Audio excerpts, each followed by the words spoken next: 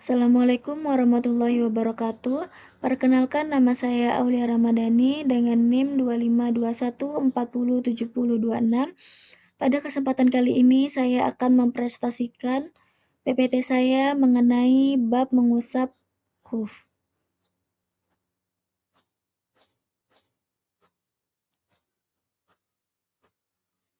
Apa itu khuf atau muzah? Khuf adalah alat yang dipakai di kaki untuk menghangatkan diri, seperti kaos kaki kulit atau sepatu kulit, yang mana alat itu tidak mudah tembus air dan kuat. Dan ini hanya dikhususkan di kaki, tidak berlaku jika menggunakan sarung tangan walaupun itu terbuat dari kulit dan tidak tembus air. Dan ini harus tetap dibuka ketika mau berwudu. Apa itu khuf atau muzah? Khuf adalah alat yang dipakai di kaki untuk menghangatkan diri, seperti kaos kaki kulit atau sepatu kulit, yang mana alat itu tidak mudah tembus air dan kuat. Dan ini hanya dikhususkan di kaki, tidak berlaku jika menggunakan sarung tangan walaupun itu terbuat dari kulit dan tidak tembus air. Dan ini harus tetap dibuka ketika hendak berwudu. Dari Asy-Syirazi berkata, mengusap sepatu saat berwudu boleh, berdasarkan riwayat Mughirah bin Syu'bah radhiyallahu an, yang berbunyi, Anan Nabiyya sallallahu alaihi wasallam masaha 'alal khuffaini. Qala faqultu ya Rasulullah ansita qala bal anta nasita hakadha amarani Rabbi. Yang artinya Nabi Muhammad SAW mengusap sepatu. Lalu aku bertanya, "Wahai Rasulullah, lupakah engkau?" Beliau menjawab, "Justru kamu yang lupa. Seperti inilah Robku memerintahkanku, karena sepatu diperuntukkan untuk dipakai dan susah untuk dilepas, sehingga boleh diusap sama seperti penampal tulang." Asy-Syirazi berkata, dan itu, mengusap khuf tidak boleh dilakukan dalam mandi janabat.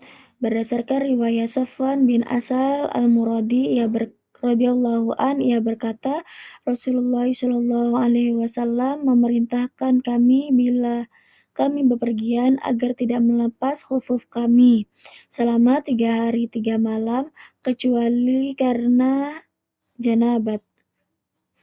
Tapi boleh dipakai meski buang hajat, buang air kecil atau tidur. Setelah itu kami wudu. Selain itu, karena mandi janabat itu jarang, sehingga mengusap khuf tidak diperlukan. Dengan demikian tidak boleh. Mengusap dua khuf itu hukumnya dibolehkan ketika berwudu, bukan ketika mandi, baik mandi wajib atau mandi sunnah, dan juga tidak diperbolehkan dalam hal menghilangkan najis. Seandainya ada orang yang junub, lalu dari kakinya keluar darah dan ia bermaksud hendak mengusap khuf sebagai ganti daripada pembasuhan kaki, maka hukumnya tidak boleh, tetap harus dibasuh. Kata diperbolehkan itu menunjukkan adanya suatu pengertian, yaitu membasuh itu lebih afdol daripada mengusapnya. Para sahabat juga mengatakan hal yang demikian. Seluruh ulama mazhab membolehkan mengusap sepatu saat di rumah atau dalam perjalanan. Kalangan Syiah dan Khawarij berpendapat bahwa itu tidak boleh. Pendapat ini dituturkan oleh Ghani Abu Thayyib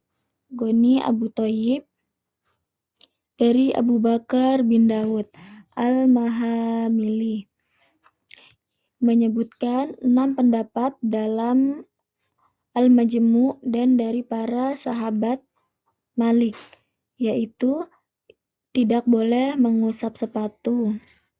Yang kedua, boleh tapi makruh. Yang ketiga, boleh selamanya. Dan inilah termasuk pendapat yang paling masyhur dari Malik dan paling kuat menurut para sahabat. Yang keempat, boleh sementara waktu bagi musafir, tidak boleh yang bermukim. Yang kelima, sebaliknya. Boleh bagi yang bermukim, tidak boleh bagi yang bermusafir. Menurut An-Nawawi, tidak sedikit sahabat yang meriwayatkannya selain yang disebut Al-Baihaqi, dan hadis-hadis mereka dikenal dalam kitab Sunan dan lain-lainnya. Abu Bakar bin Al-Munzir berkata, kami meriwayatkan dari Hasan Al-Basri, ia berkata, 70 sahabat Rasulullah Shallallahu Alaihi Wasallam meriwayatkan kepadaku bahwa Rasulullah Shallallahu Alaihi Wasallam mengusap khuf. Bolehnya mengusap khuf bagi yang bermukim disebutkan oleh banyak hadis dalam kitab Sahih. Di antaranya hadis Huzaifah. Ia berkata, aku pernah bersama Rasulullah Shallallahu Alaihi Wasallam hingga sampai ke tempat pembuangan sampah milik suatu kaum. Beliau kencing dengan berdiri lalu berwudu. Beliau kemudian mengusap khuf. Hadis riwayat Muslim. Riwayat Al-Baihaqi menyebutkan tempat pembuangan sampah di Madinah. Diriwayatkan dari Ali bin Abu Thalib radhiyallahu anhu, ia berkata Nabi SAW memberi batas 3 hari 3 malam bagi musafir untuk mengusap khuf dan sehari semalam untuk yang bermukim. Penulis menyinggung hal ini dengan mengatakan boleh membasuh khuf. Ia tidak menyebutkan disunahkan atau dianjurkan. Dalil lebih utama membasuh kaki karena Rasulullah SAW biasa membasuh kaki di sebagian besar kesempatan dan karena membasuh kaki adalah asas. Dengan demikian lebih baik membasuh kaki sama seperti wudhu dan tayamum saat dibolehkannya tayamum, yaitu apabila dalam perjalanan ada air namun dijual dengan harga yang lebih tinggi dari harga biasanya, maka dalam kondisi seperti ini orang boleh tayamum. Tapi apabila ia membelinya dan wudu, itu lebih baik. Pendapat ini ditegaskan oleh Al-Baghawi dan lainnya. Asy-Syirazi berkata, apakah mengusap khuf waktunya terbatas atau tidak? Ada dua pendapat tentang hal ini. Asy-Syafi'i menyebutkan dalam Al-Um, waktunya tidak temporer. Tidak temporer berdasarkan riwayat Ubay bin Umarah radhiyallahu an berkata, Qultu ya Rasulullah amsahu al khuf. Qala na'am. Qultu yauman. Qala wa yaumaini. Qala na'am. Aku bertanya, wahai Rasulullah, bolehkah aku mengusap khuf? Beliau menjawab, ya. Aku bertanya lagi, sehari? Beliau menjawab, ada, dan 2 hari. Aku bertanya lagi, dan 3 hari. Beliau menjawab, ya, dan semaumu. Dalam riwayat lain menyebutkan redaksi wama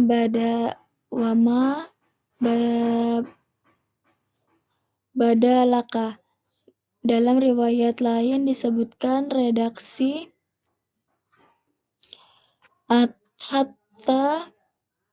hatta balago syaba'an.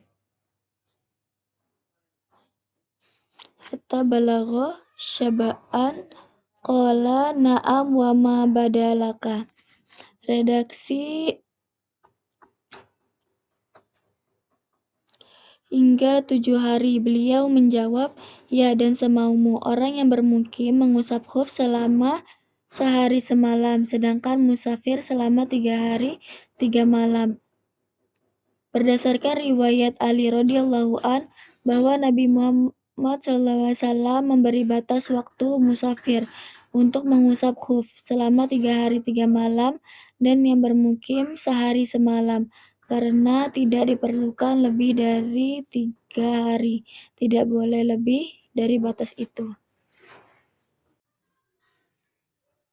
Mengusap khuf memiliki batas waktu yang berbeda antara orang mukim dan musafir.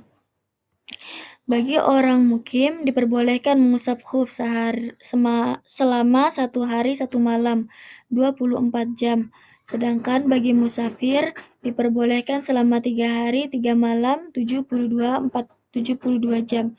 Perhitungan waktu tersebut dimulai sejak pertama kali mengusap khuf setelah berhadas, bukan sejak pertama kali memakai khuf.